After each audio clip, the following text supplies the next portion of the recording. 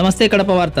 ఈత సరదా ఇద్దరిని బలి తీసుకుంది. వీడియో తీసుకునే క్రమంలో ఇద్దరు గల్లంతవగా ఒకరు బయటపడ్డారు. ఈ సంఘటన కడప నగర పరిధిలోని వాటర్ గ్రండి సమీపంలో ఆదివారం సాయంత్రం చోటు చేసుకుంది. కడప రామాంజనేయపురం దండోర కాలనీకి చెందిన కె నరేష్, అశోక్ నగర్ కు చెందిన పి రోహిత్ కుమార్ నగరంలోని ఓ కళాశాలలో ఇంటర్మీడియట్ చదువుతున్నారు. ఆదివారం సెలవు రోజు కావడంతో స్నేహితులతో అందరూ కలిసి సరదాగా వాటర్ గండిలో ఈత కోసం వెళ్లడం జరిగింది. పెన్నా నదికి వెళ్లినటువంటి వీరు నరేష్, రోహిత్ కుమారులు సెల్ఫీ కోసం ఉధృతంగా పారుతున్న నీటిలోకి వెళ్లి సుడిగుండాల్లో చిక్కుకుని గల్లంతయ్యారు. వీడియో తీస్తున్న అరుణ్ ను రక్షించేందుకు ప్రయత్నం చేసినా ఫలితం లేకపోయింది. అంజయ్ అనే వ్యక్తి ఈ విషయాన్ని గమనించి అతన్ని రక్షించడం జరిగింది. సమాచారం అందుకున్న చించౌక్ సిఐ ఓబులేసు, అగ్నిమాపక సిబ్బంది ఘటనా స్థలానికి చేరుకుని గాలింపు చర్యలు చేపట్టారు. గాలింపు చర్యలు చేపట్టిన అనంతరం ఇద్దరి యువకుల మృతదేహాలను కనుగొనడం జరిగింది.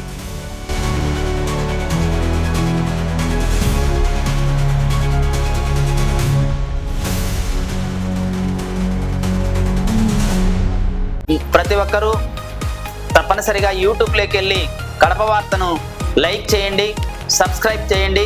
ఇట్లు మీ జి రమణయ్య, ఎడిటర్, కడప వార్త.